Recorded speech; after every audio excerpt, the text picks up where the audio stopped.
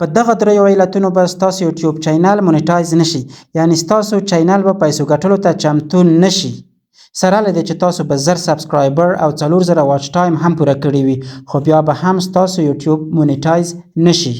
سلامونه او نیکی هیله، زه فضل باری ریان یم. که چا زما یوټیوب چینل نوی سبسکرایب کړی نو هیله کوم در سره سبسکرایب کړئ.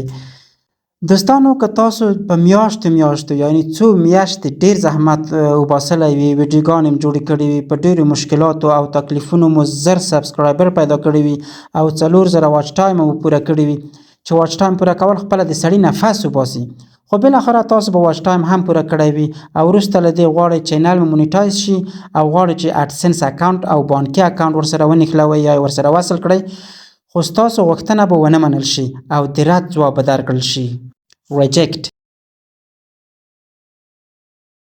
او ستاسو چینل به مونیټایز نشي. فکر کوم د یو یوټیوبر لپاره به دا تر ټولو بد خبر وي، خواشینونکی حالت به وي او واقعا دا به یو ناهیلونکی خبر وي، ځکه تاسو به خپله ټوله انرژي مصرف کړې وي، په میاشتو به د دې په انتظار یې چې یوټیوب چینل به مونیټایز شي او پیسې وګټئ، خو له داسې یو ناهیله کوونکي خبر سره به مخ شئ. زه نه غواړم تاسو وډار کړم او یا مخکې له مخکې ناهیلی کړم، یوازې تاسو ته هغه غلطیانې درښایم چې تاسو یې ونه کړئ او له داسې ستونزې سره خدای مه کړه مخ نه شئ. او که دا غلطیانې ونه کړئ، انشاءالله چې یوټیوب چینل به مونیټایز شي او ستاسو یوټیوب به 100% کې تاسو ته پیسې وګټي.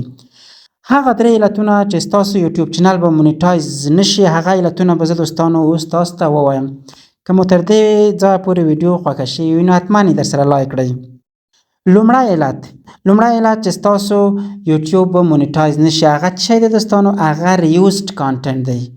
که څوک په انګلیسي پوهیږي نو پوه به شي چې یوز کارولو ته وایي او ریوز په دوهم ځل کارولو ته وایي یا په دوهم ځل کارولو ته وایي، استعمالولو ته وایي، یعنی هغه څه چې مخکې کارول شوي وي هغه تاسو بیا استعمالوئ، نو تاسو به د بل چا کانټنټ یا ویډیوګانې نه نشروئ. اول خو به زه دوستانو تاسو ته دا ووایم چې تاسو ته څه حاجت شته چې د بل چا له کانټنټ څخه ګټه واخلئ. که تاسو خپله څه نه لرئ چې په یوټیوب کې شریک کړئ یا اپلوډ کړئ، یا کوم مهارت نه لرئ، یا خبرې نشئ کولی او یا لیدونکو ته معلومات نشئ برابرولی او نه کوم راپور جوړولی شئ، نو بیا تاسو ته هیڅ حاجت نشته چې یوټیوب چینل جوړ کړئ. او که یو څه لرئ نو بیا د نورو له کانټنټ یا ویډیوګانو څخه ګټه مه اخلئ او مه یې نشروئ.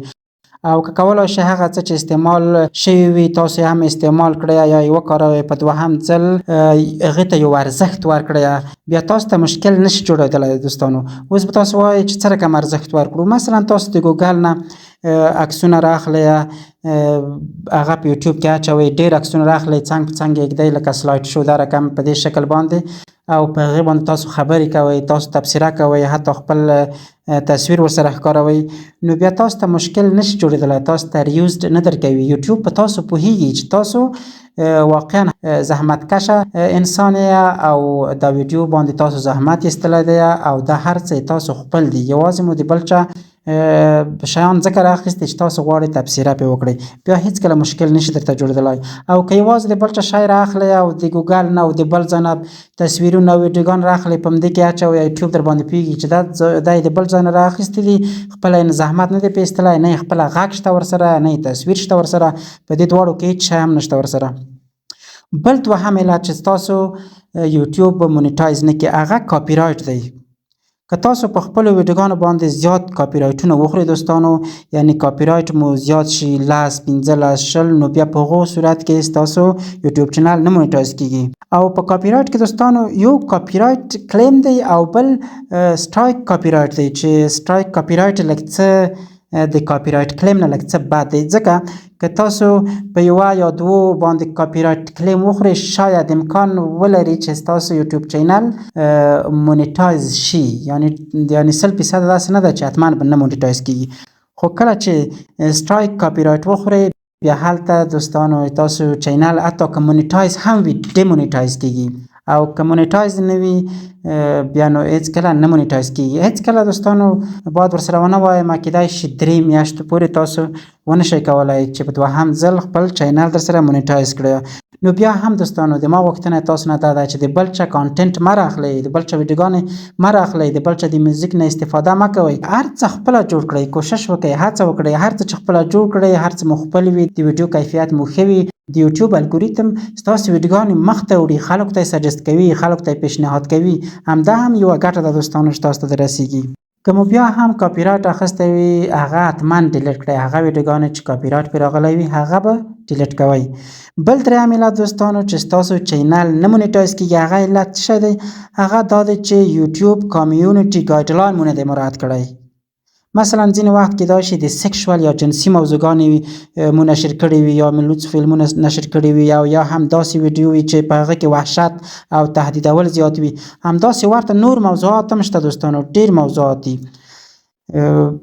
نو دوستانو نه یوازې چې د یوټیوب د ګایډلاین له ډاره لوڅ یا سیکشوال موضوعات نشر نه کړئ، بلکې زموږ تاسو ګورئ سپېڅلی دین اسلام هم موږ ته دا اجازه نه راکوي.